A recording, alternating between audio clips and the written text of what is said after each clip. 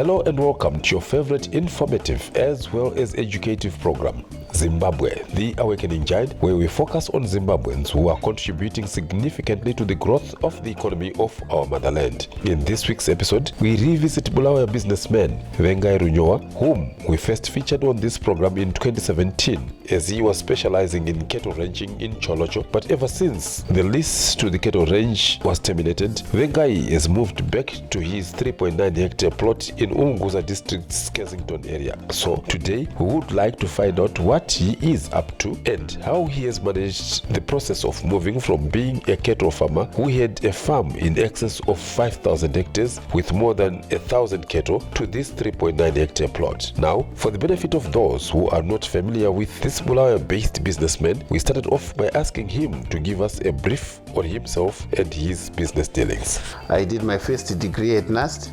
I also did my master's in operations research and statistics at NAST. I'm interested, or I work mainly in two areas. I am a contractor of civil works doing roads. That means I do construction of roads. My passion, however, is into farming. When I'm farming, I feel that's where I belong. All right, maybe before we go into farming and stuff, most of your peers, your friends, after graduation, they left the country, but you decided to remain in the country. What gives you this passion to remain in the country when there are what we would call in quotation marks greener pastures out there?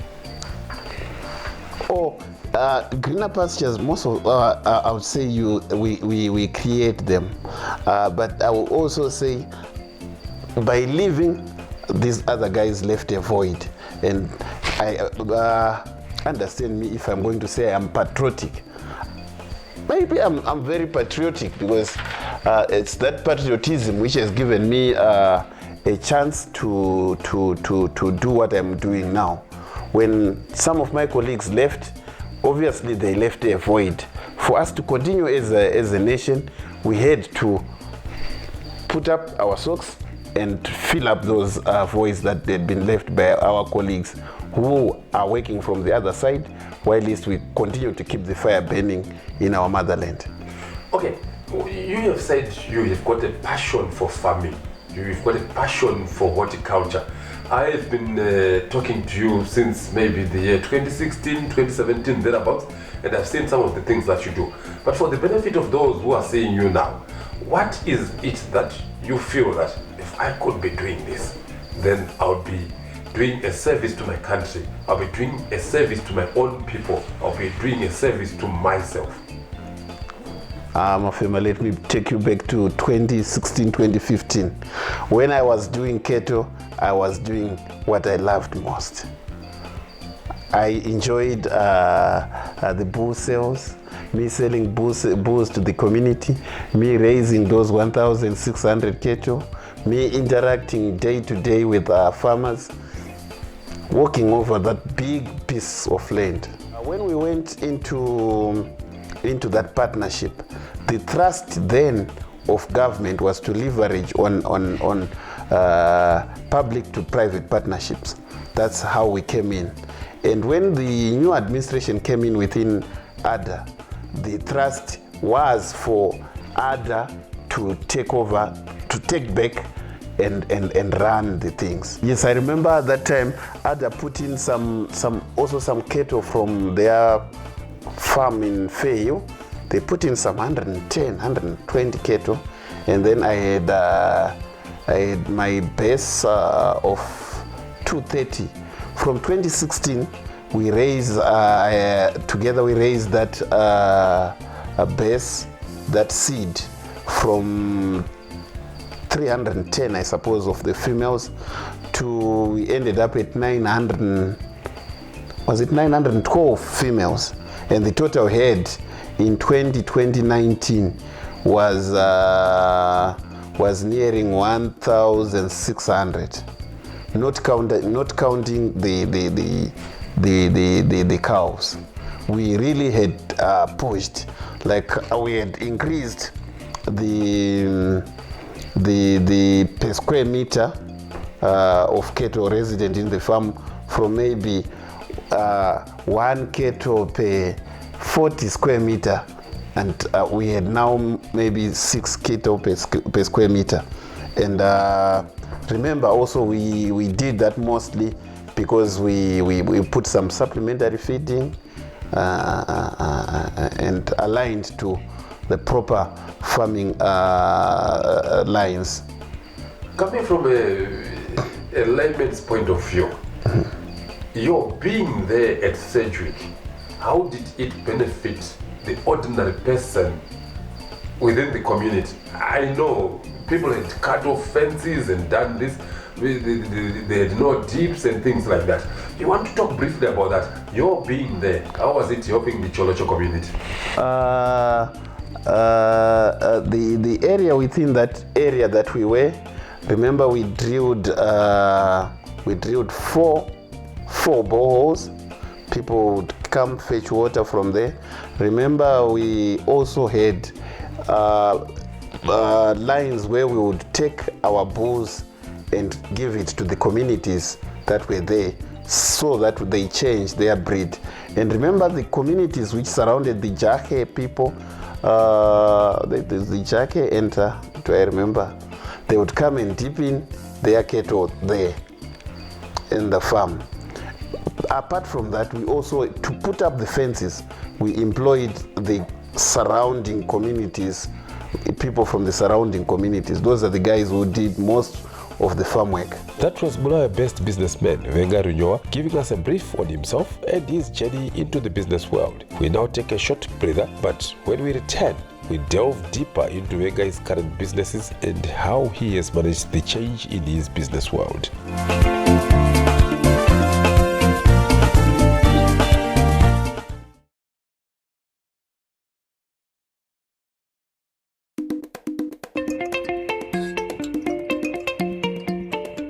Welcome back. In today's edition of Zimbabwe, The Awakening Giant, we are talking to Vengai Runyowa of Bulawayo, whose business interests in cattle ranching has been checkered as a result of the cancellation of the P contract between him and the Agricultural and Rural Development Authority of Zimbabwe, ADA, but that has not dampened his zeal to excel in agriculture, and he moved back to his 3.9 hectare plot in Umguza district's Kensington area. I said, let me visit countries with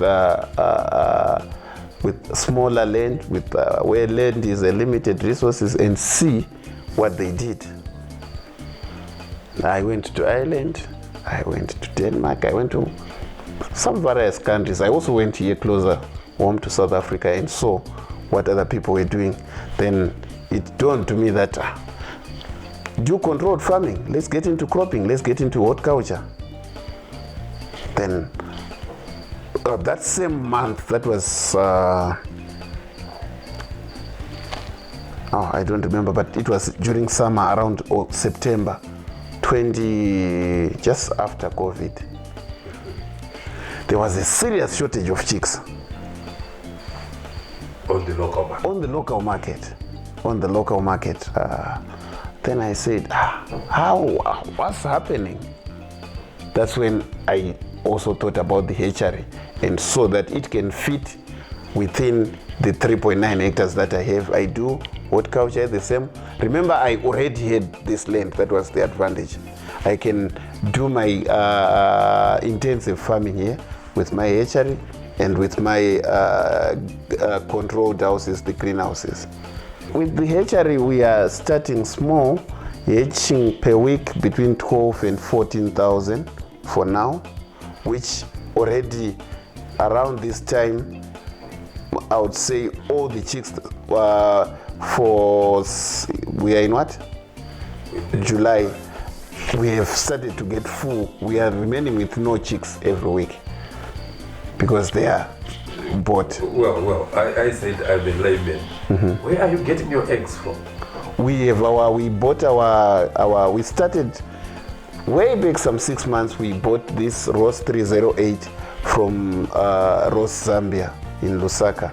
Then we brought them as day old chicks. We did our paperwork with Ministry of Agriculture, AMA, and all the relevant bodies. We got our registration with the veterinary department for the hatchery. Remember, all these have to be inspected accordingly. And we started also our parent stock. So we have been raising that parent stock for the past 6 months. Now they've started laying, and we are taking the eggs and putting them there. We have 3,300 females, and we have 610 cocks, I think. So what does this mean for the market that is looking for broilers here in This I would say is in twofold. If you chuck into the market 10,000 chicks, it means a lot to the surrounding communities. It means a lot also to the feed manufacturers, because that means every week you are putting in 10,000 chicks. You are creating a gap to feed to maturity 10,000 hens, 10,000 yes, efficient broilers. So we have created a market for the traditional feed suppliers and new feed suppliers to feed these chickens. That's creating employment, I presume. We have also created employment for the guys that we work with here at the farm. For me, I see it as a huge step towards employment creation, and also maybe sustaining our protein value within our communities. All right, let me run away a bit from the hatchery. I want to come back to the greenhouses here on the plot. Mm-hmm. What drove you to think that, look, I'm not going to do open house, I want to do greenhouses? We remember long back, these regions, the then farmers used to zone, to say farmers from zone this can do tomatoes, farmers from zone C can do. Now there is no zoning. It means that at any particular time you can find farmers in the previously zone 1, zone D, zone what, all of them doing what? Tomatoes, maybe at a particular time. That means there will be a lot of tomatoes at the market, meaning prices will plunge, because the weather then allows for them to do that. But with greenhouse, you control your what? Your weather. You control your moisture. You have a lot of things that you control. In winter, maybe, like now, when people were saying we can't do tomato because we are afraid of ground frost, we easily do that. And we are starting selling now when the tomato volumes are what? Are low. So we get maybe a favorable price. And also remember the water situation here. If we just are on an open land, our water is minimum here in Matabeleland. And this also reduces evaporation. So we have controlled a number of relevant factors with these greenhouses. Even when you look at the quality of our crop, the quality of our tomato, the quality of our butternuts, the quality of our pepper, it's a bit, you can actually see with a distinct that this is from a greenhouse, and also the prices, they differ when the market looks at them. They always say, where there is a will, there is a way. And Vengai Runyowa has indeed found a way, and his interest in the agriculture sector keeps growing. Now he is set to be contributing not less than 12,000 broiler chicks to the market on a weekly basis. We take another short break. When we come back, we look at his interest in the horticulture industry, where he is supplying such products as tomatoes, broccoli, and lettuce, among others.